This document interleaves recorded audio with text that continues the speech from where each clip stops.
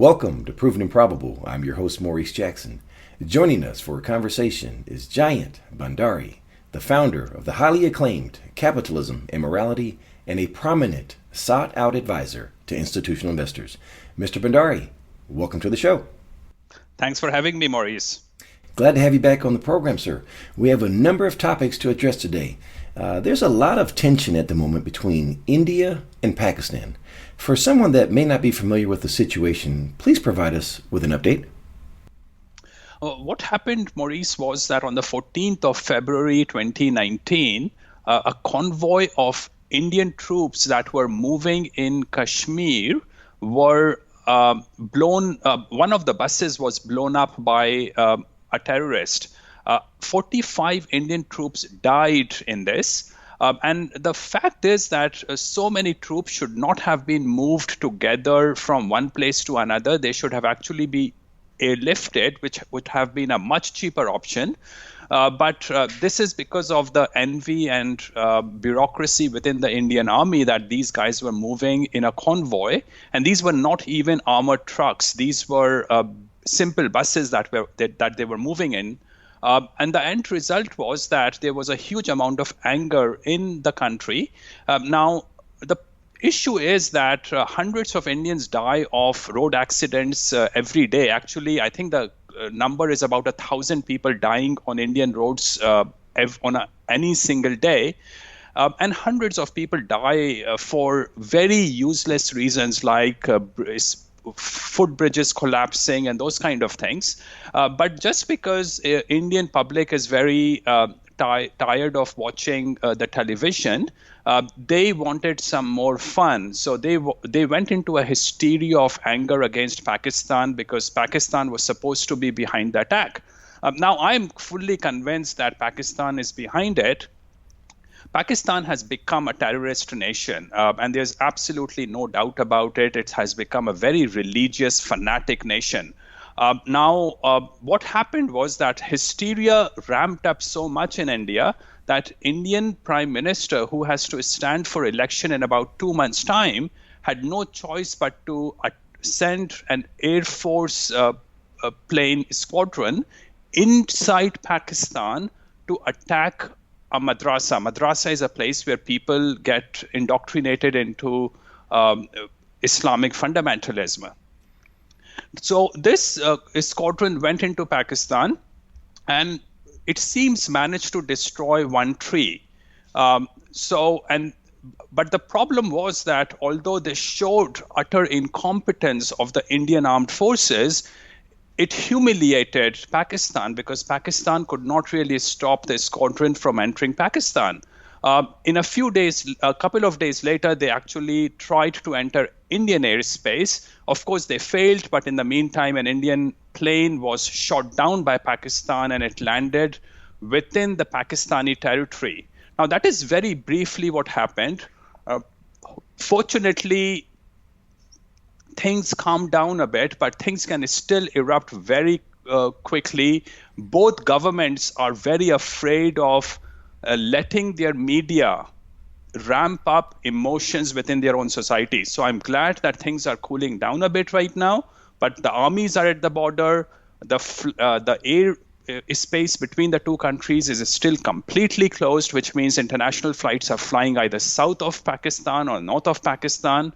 And the situation stays extremely, extremely sensitive between two countries who are both completely irrational and one is completely fanatic, and both are nuclear powered. You know, you and I had a discussion offline prior to the interview regarding the U.S. involvement in this situation. Can you shed some light on that for us?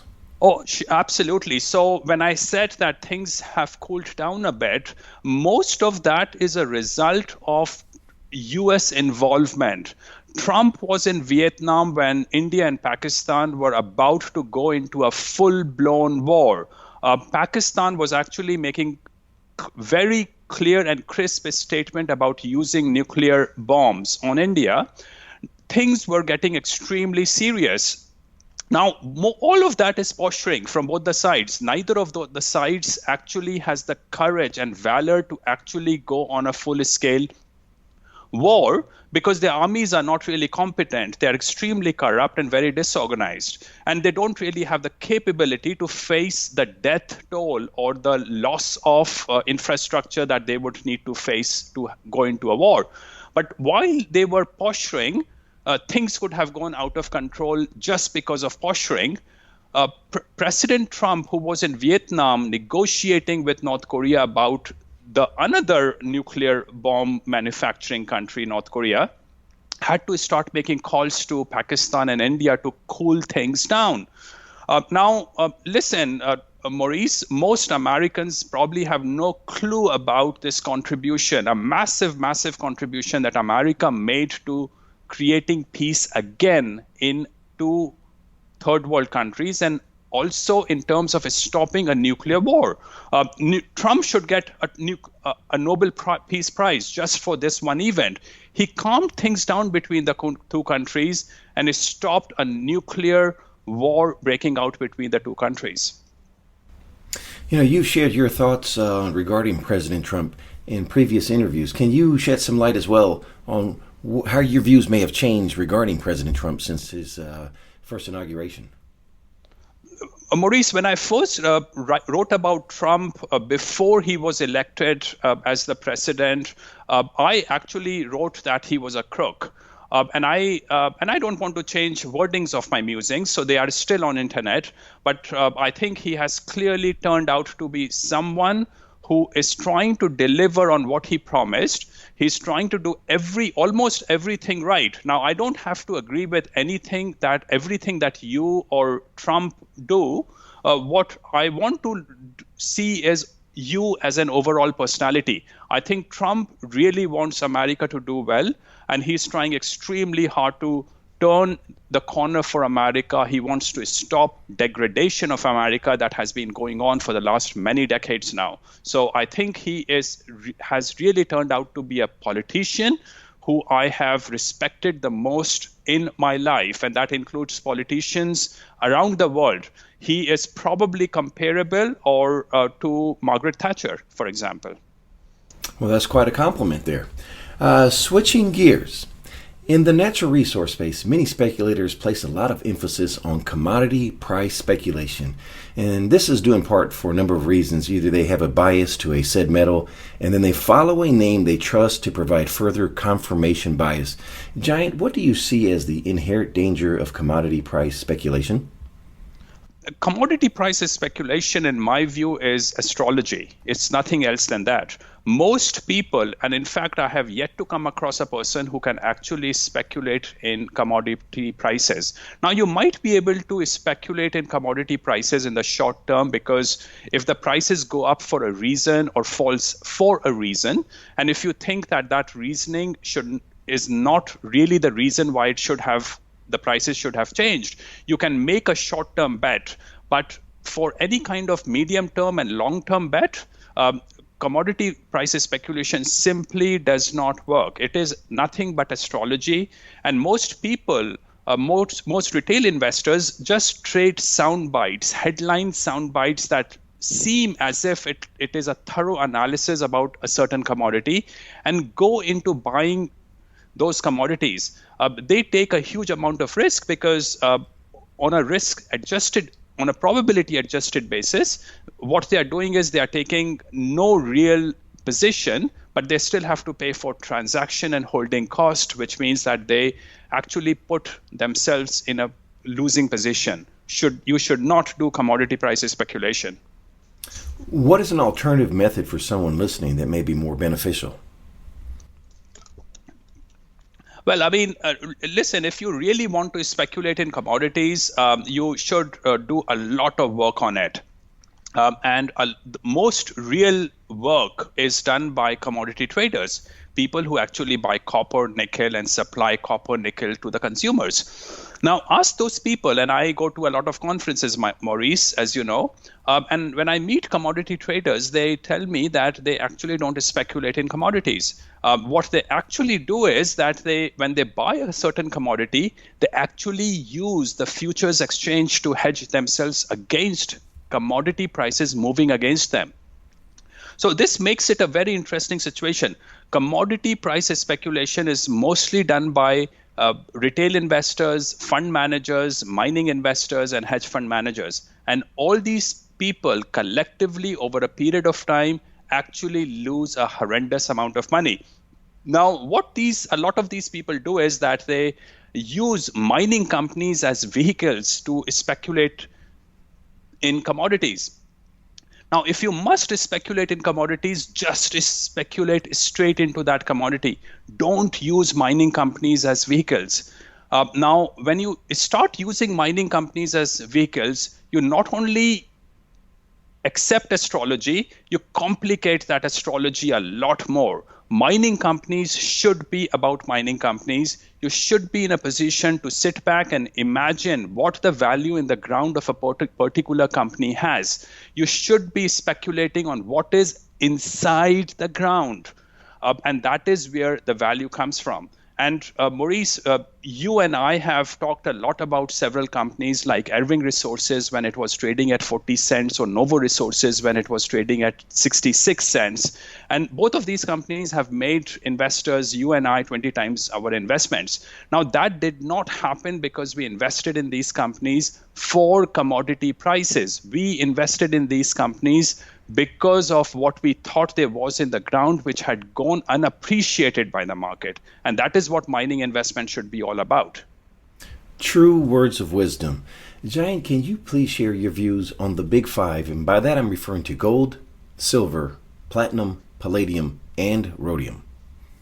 Now, I buy gold and silver, and I strongly recommend that people who want to protect their wealth buy gold and silver unless they know a better way to protect their wealth. Now, people who are in the investment business know about investing. Most people haven't a clue about how to invest in the market.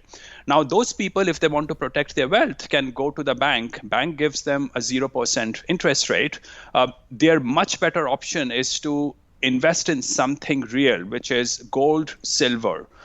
Now, platinum and palladium, particularly palladium, Maurice, has, if you look at the future prices of palladium, is actually in backwardation.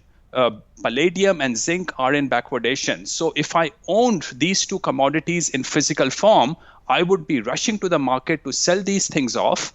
And then if I really wanted to keep them with me, I would still sell them off and buy futures of these commodities and save about 10% from making this trade.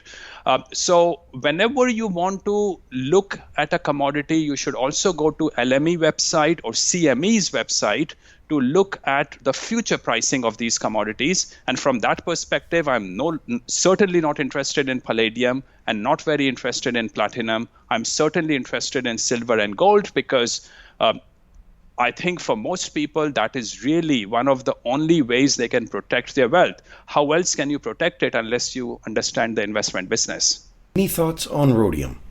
I don't really follow rhodium, Maurice.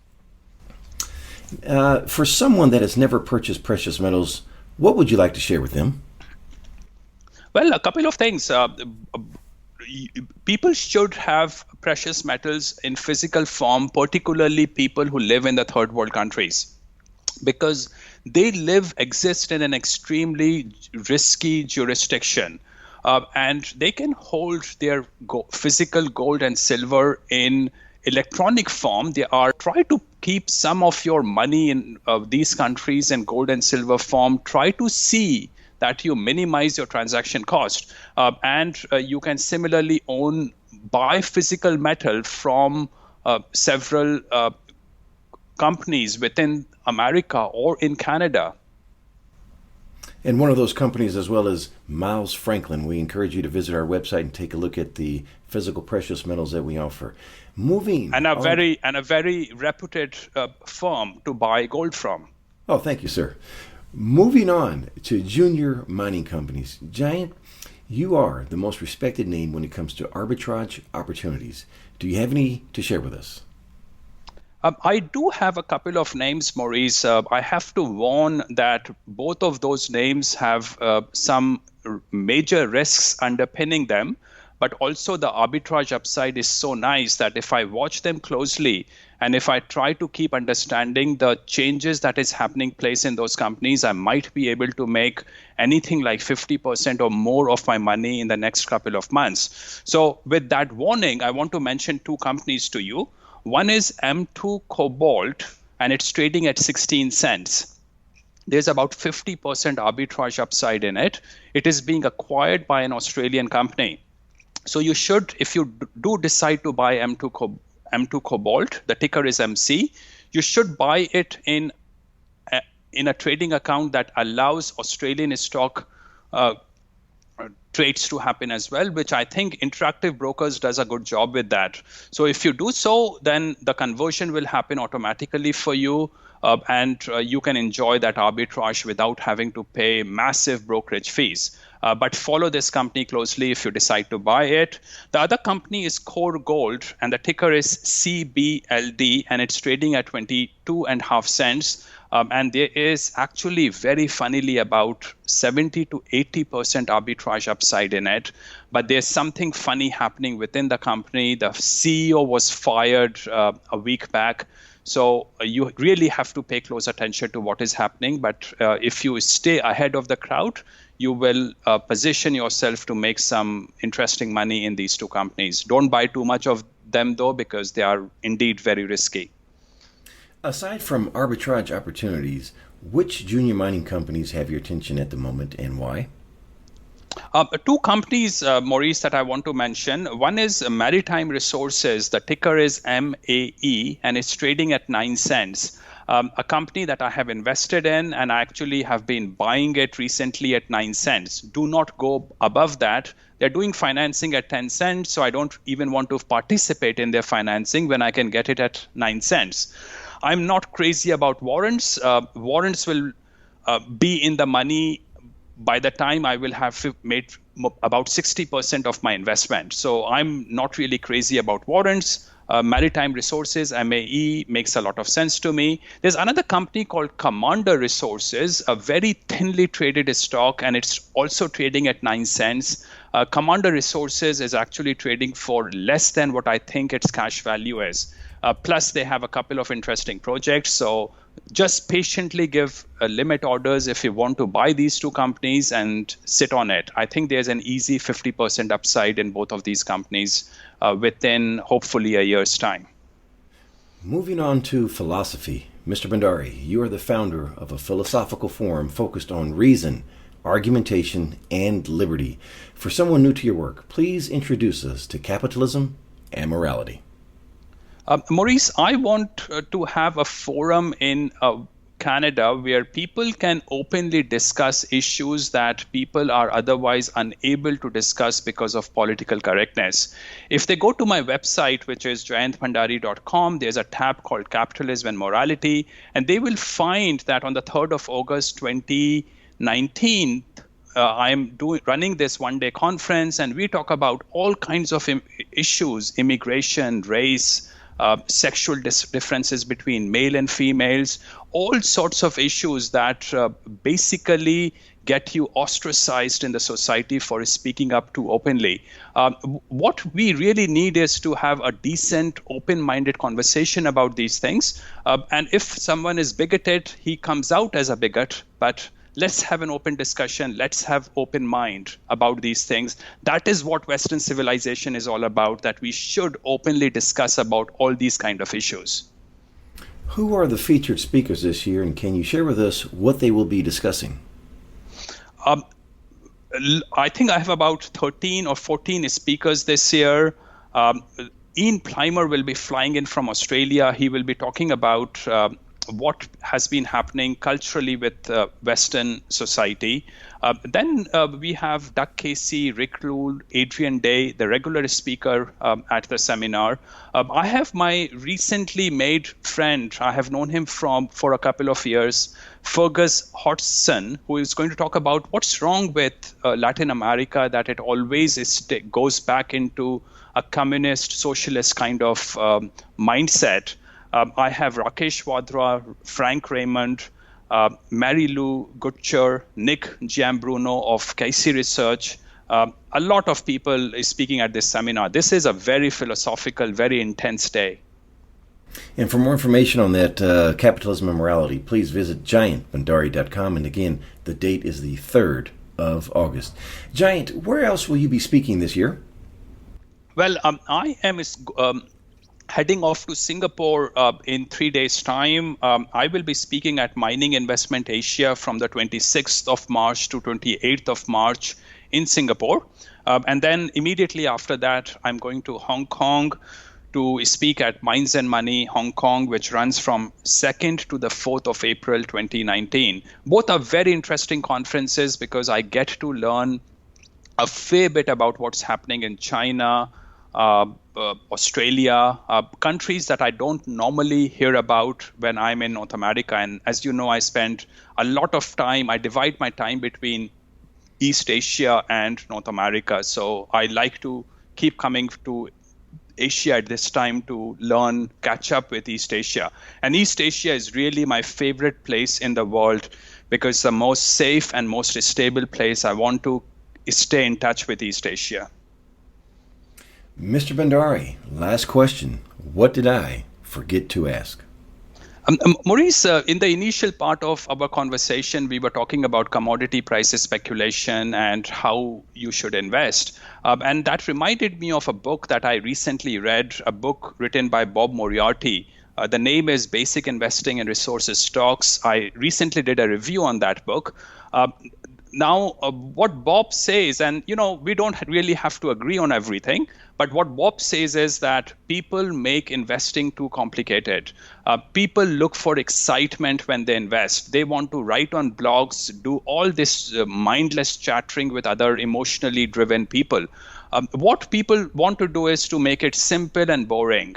And that is really the way to invest. I think his book is worth a read for people who want to learn some words of wisdom from someone who has made a lot of money. And I know about it because I know some of his major investments. So just read people who have actually done very well investing in the sector.